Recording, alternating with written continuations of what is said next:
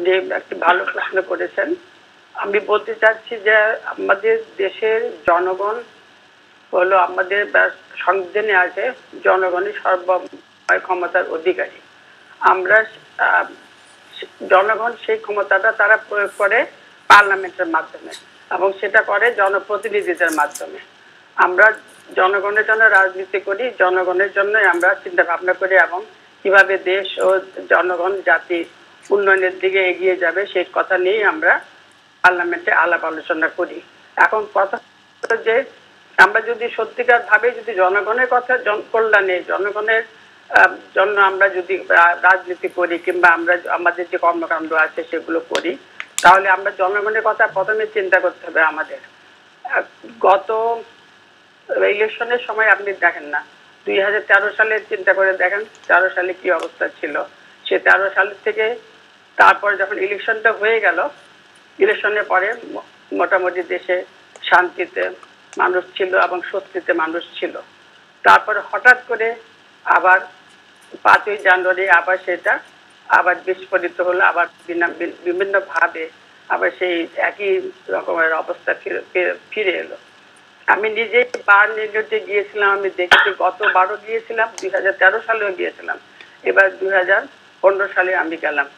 যে যে অবস্থা দেখলাম তাতে মনে হয় যে আমাদের দেশের জনগণ আমাদের রাজনীতিবিদদের উপরে তাদের একটা বিরূপ মনোভাব নিয়ে বসে আছে। কাজে আমরা আমাদের যে রাজনীতিদের করা দেশের জনগণের কল্যাণ সেটাই তো ব্যর্থ হতে চলেছে। তা আমরা এখন জনগণের কাছে কি জবাব দেব, সেটা হলো প্রশ্ন। এখন আমরা যদি 2013 সালেও কিন্তু মাননীয় প্রধানমন্ত্রী এই প্রস্তাবটা দিয়েছিলেন বেগম খালেদা জিয়ার সঙ্গে কথা বলার জন্য, কিন্তু উনি কথা বলেননি এবং নির্বাচনে অংশগ্রহণ করেননি।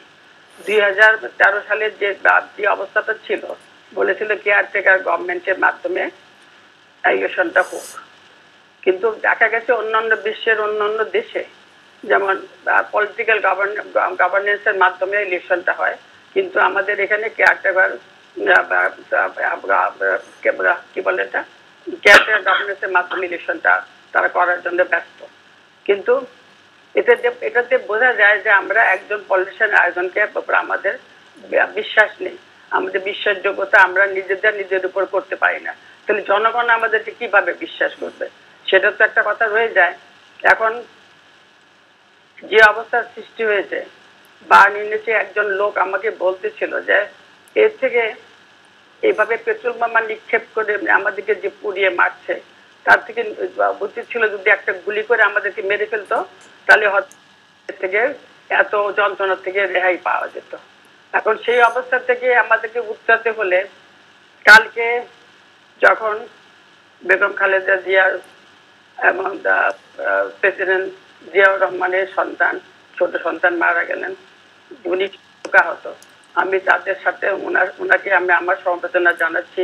ওনার এই সন্তানের অকাল মৃত্যুতে আমরা দুঃখ প্রকাশ করছি।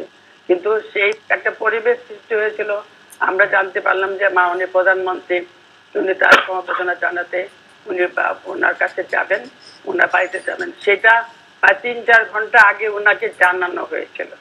3-4 ঘন্টা আগে যদি জানানো হয়, আমাদের দেশে একটা সামাজিকতা লৌকিকতা বলেন কিংবা সংস্কৃতি বলেন যে এটা গড়ে উঠেছে যে কেউ মারা গেলে তার আত্মীয় স্বজন বন্ধু বান্ধব জানাশোনা পাড়া প্রতিবেশী সবাই যায় সেখানে সমবেদনা জানাতে। এখন শহরে বলেন গ্রামে বলেন বা পাড়ায় পাড়ায় বলেন যে কোনো জায়গায় হোক, কেউ মারা গেলে সমবেদনা জানাতে চায় সবাই। এটাই আমাদের দেশে একটা সামাজিকতা একটা ব্যবস্থা গড়ে উঠে সমাজ ব্যবস্থায় আমাদের আছে। সেই হিসাবে মাননীয় প্রধানমন্ত্রী যখন শুনতে পেয়েছেন, তখন তিনি যে উনি বঙ্গবন্ধুর কন্যা, উনার মনটা অনেক নরম এবং মানবিক বোধ একটা ওনার মধ্যে আছে, যেটা আমি দেখেছি অনেক বেশি কাজ করে। আমাদের দেশে অনেকে অনেক অসুস্থ হচ্ছে, তাদেরকে উনি চিকিৎসার জন্য ব্যবস্থা করছেন, চিকিৎসার জন্য পাঠাচ্ছেন, বিভিন্নভাবে তিনি এই কাজগুলো করে থাকেন। সেই হিসাবে ওনারও একটা দুঃখ পেয়েছেন যে একজন সন্তানহারা মাকে আরেকজন মা দেখতে যাচ্ছেন। উনি সেই ভাবে গিয়েছেন ওখানে, এবং এখানে প্রায় 4 ঘন্টা আগে কিন্তু ওনাকে জানানো হয়েছিল। তারপরে উনি ওনার সিকিউরিটির ব্যাপারে অনেক লোকজন সেখানে গেছে, এগুলো তারা দেখেছে, সবকিছুই করেছে। তারপরেও উনি যে যখন গেলেন গেটের কাছে, যে দেখলেন যে গেটের মধ্যে তালা লাগানো। এখন সারা দেশের মানুষ, দেশের জনগণ উদ্গ্রীব হয়েছিল যে দুই নেত্রীর দেখা হবে, অন্তত পক্ষে হয়তো একটা তারা আশার আলো দেখতে পেয়েছিল যে এরকম অরাজকতা, এই বোম মেরে মানুষকে হত্যা করা, আগুন লাগিয়ে দেওয়া, পুড়িয়ে মারা, এটা হয়তো বন্ধ হওয়ার একটি একটি মানে একটি আলো তারা দেখতে পাচ্ছিল যে হয়তো এই অরাজকতা বন্ধ হবে। সেই লক্ষ্যে তারা সারা বাংলাদেশের লোক টেলিভিশনের দিকে তাকিয়েছিল। মাননীয় প্রধানমন্ত্রী গাড়ি এসে যখন থামলো, তারপরে প্রধানমন্ত্রী গাড়ি থেকে মনিয়ে নামলেন, নামার পরে দেখলেন যে গেটের মধ্যে তালা বন্ধ, আর একটি লোকও বাইরে নেই। অথচ ভিতরে কিন্তু অনেক বড় বড় নেতারা ছিল, ওনার আত্মীয় স্বজনরা ছিল। আমরা যখন দেখতে পেয়েছি, টেলিভিশনে দেখাচ্ছিল যে তার আত্মীয় স্বজনরা ভিতরে ঢুকছে, তার ভাইরা ঢুকেছে, ভাইরা বউরা ঢুকেছে, বিভিন্ন ভাবে অনেক আত্মীয় স্বজন ভিতরে আছে। অথচ বাইরে তখন একটি লোকও দেখা যাচ্ছিল না।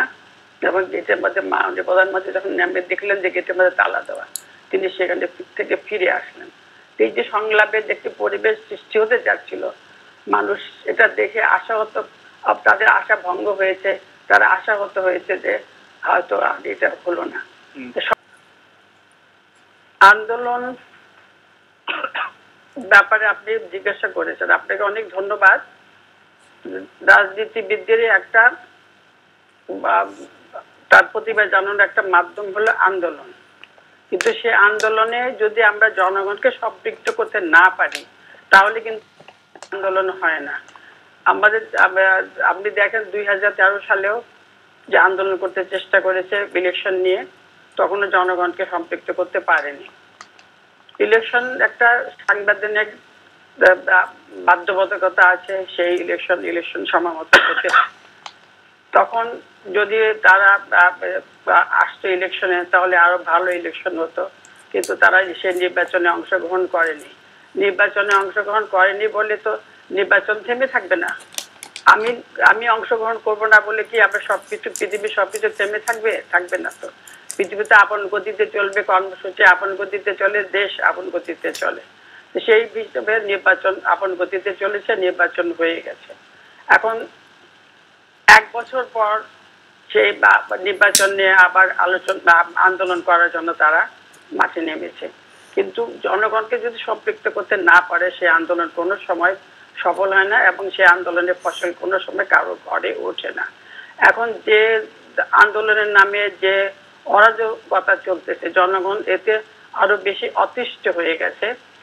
যেভাবে জনগণকে পুড়িয়ে মারা হচ্ছে, এখন জনগণ পুরো রাজনীতিবিদদের উপরে তাদের বিরূপ মনোভাব একটা সৃষ্টি হয়েছে। এইখান থেকে আমাদেরকে বেরিয়ে আসতে হবে। জনগণকে আমাদের অবশ্যই তাদের জীবনে স্বস্তি শান্তি ফিরিয়ে আনতে হবে।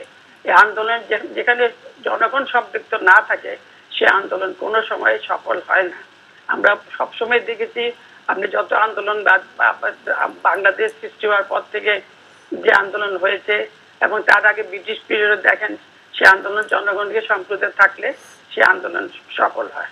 আর এখানে জনগণের সম্পৃক্ততা নেই, এবং এই আন্দোলন সফল হওয়ার কোনো সম্ভাবনা নেই।